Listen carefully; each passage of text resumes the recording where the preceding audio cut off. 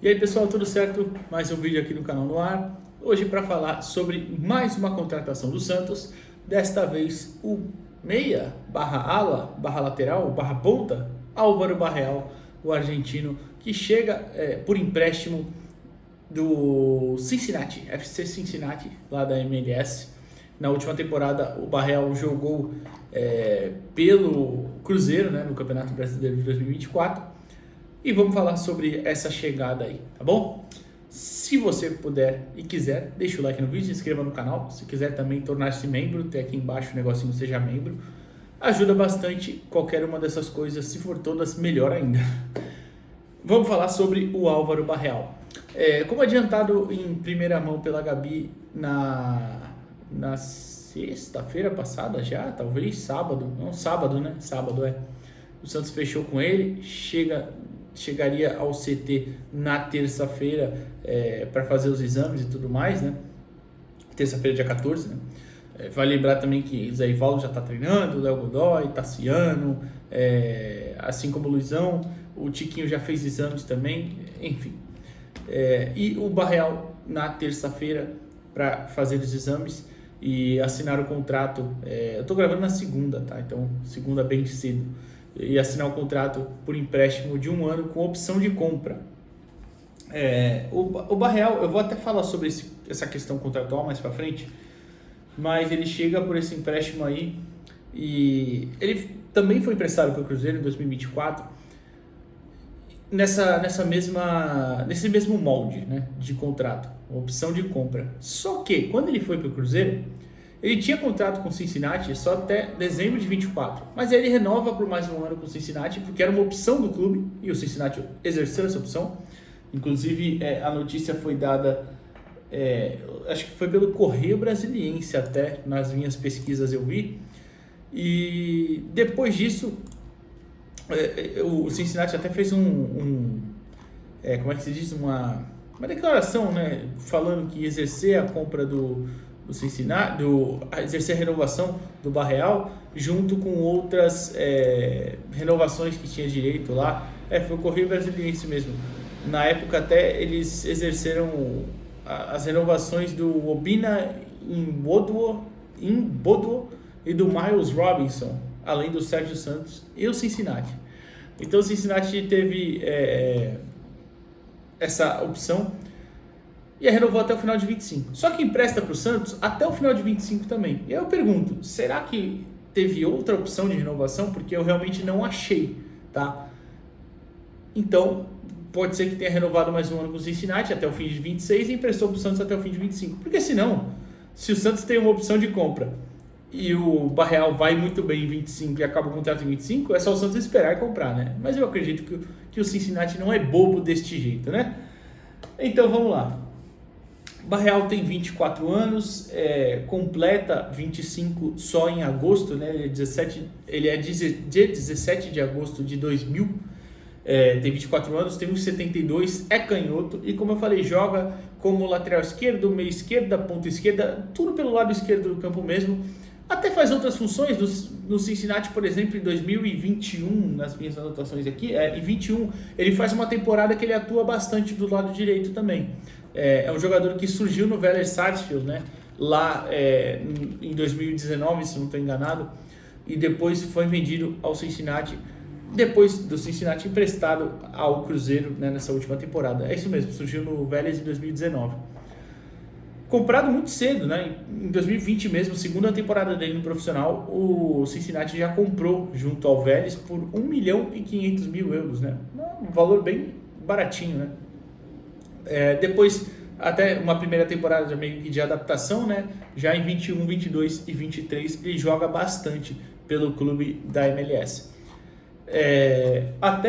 Inclusive, eu vou falar os números da temporada de 24 pelo Cruzeiro, mas em 23 foi a última temporada dele até então pelo Cincinnati e foi a melhor também, tá? Porque ele joga 46 jogos com 8 gols e 12 assistências, isso atuando majoritariamente como meio esquerdo, um ala esquerda, chegando muito ao ataque, mas ele não era nem necessariamente um ponta, tá? Então, uma participação bem alta, né? 20 participações em gols em 46 jogos é uma participação muito alta.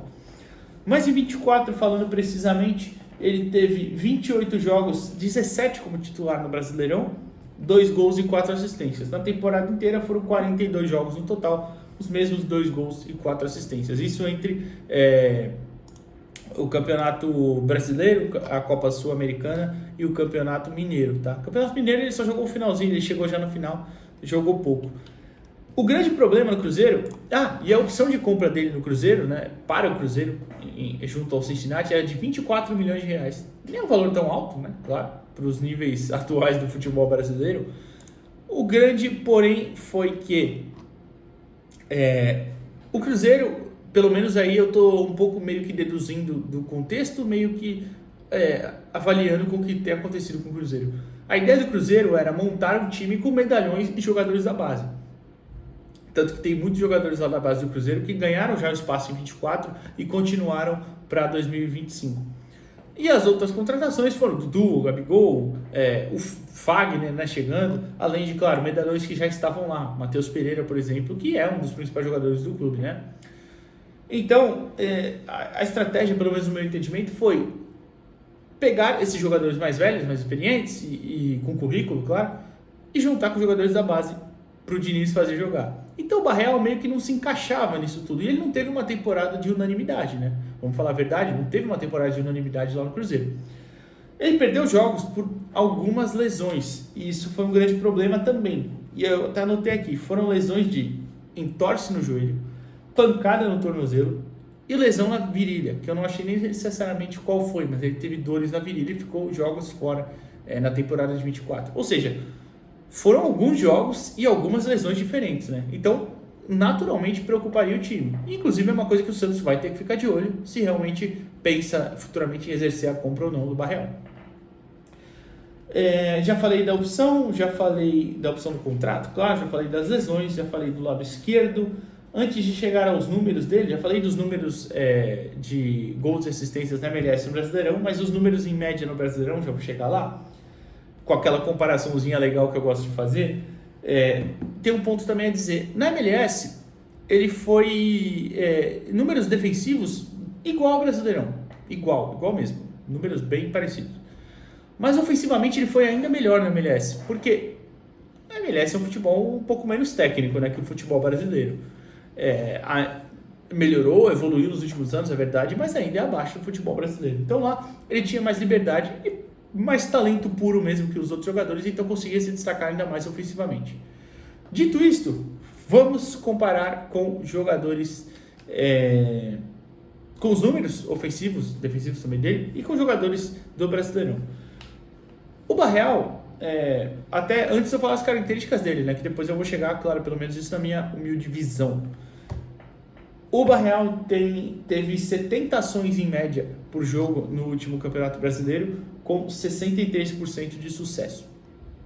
Passes 43 por jogo, com 79% de sucesso. Passes longos 4.2 por jogo, 58% de sucesso. Cruzamentos 3.09, 29%. São números todos bons, tá? Nenhum espetacular, para falar bem da verdade, mas todos números bons. Dribles 2.71 por jogo, com 48% de acerto. Duelos 16.2 vencidos, com 48% de sucesso. Interceptações 3.9 por jogo. Passes para o terço final 5.3, com 68% de acerto. Isso é um número bem bom, tá? Passes para a área 2.98 por jogo, 47% de acerto. Passes para frente 11.4 por jogo e para trás 9.8. Então, é um jogador que às vezes também tem uma certa, eu não vou dizer limitação, mas eu vou dizer uma certa cautela, em alguns momentos, para passar essa bola. Assistências para chute por jogo, não necessariamente assistências que resultaram em gol, mas assistências que resultaram em chances de finalização ou efetivamente finalização 1.3 por jogo. E aí eu disse isso tudo e comparei com Bernabé, Alexander Bernabé, também argentino do Internacional, que foi considerado por muitos, por mim inclusive, o melhor lateral esquerdo do último Brasileirão, né? O Bernabé teve, por exemplo, em passes longos, 3.7 por jogo, com a mesma porcentagem de acerto, 58%, menos do que o Barreal. Cruzamentos teve mais, 3.6 e 38%, uma taxa bem maior de acerto, mas a do Barreal ainda é bem boa. Dribles, o Bernabé teve 2,68, um pouquinho pior, mas 52%, um pouquinho melhor na porcentagem. Interceptações, 4,6, um número ainda maior, mas o Bernabé não fica muito atrás. Passes por terço final, 5,5, praticamente o mesmo do Barreal, que foi 5,3, só que o acerto do Bernabé era 79%, um número muito, muito alto. Assistências por jogo, 0,82, menor que o Barreal, por exemplo. Então, assim, só como vocês podem ver, alguns números, é um jogador que tem suas valências ofensivas, mas não fica tão atrás defensivamente do principal lateral esquerdo do Brasileirão. E aí eu chego na parte final da análise, né, que é um jogador que tem uma batida na bola bem interessante, sabe chegar ao fundo do campo, tem uma visão interessante para cruzar a bola na área, e até precisa um pouquinho melhorar a questão da leitura do jogo na hora de subir e ficar em alguns momentos. Mas já tem visões interessantes ali para fazer isso. É que pode melhorar, claro. Defensivamente é um jogador que tem alguns problemas, principalmente você colocar ele na lateral esquerda, que eu considero longe do ideal, tá? Para mim, se ele for ser utilizado na lateral, vai precisar ser em algum esquema que o lateral tenha muita liberdade. O ideal seria colocar ele ou como meio campista aberto pelo lado esquerdo e com um lateral forte defensivamente, no caso, imagino o Escobar, né, para compensar essa defesa do lado esquerdo, ou mesmo ponta esquerda. Nem no lado direito, que até citou que citaram, né, em matérias e tudo mais, que ele poderia ser utilizado, eu já não acho o ideal. Acho que não é esse cara para jogar pelo lado direito. Ele jogou muito pouco na carreira, apesar de ter talento. É um jogador de talento. Tem um trato com a bola interessante.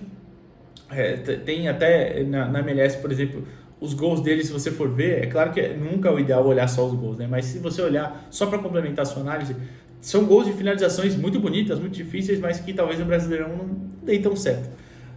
Mas é um jogador que para mim é interessante jogar mais pelo lado esquerdo mesmo, e ser esse cara que te dá variações.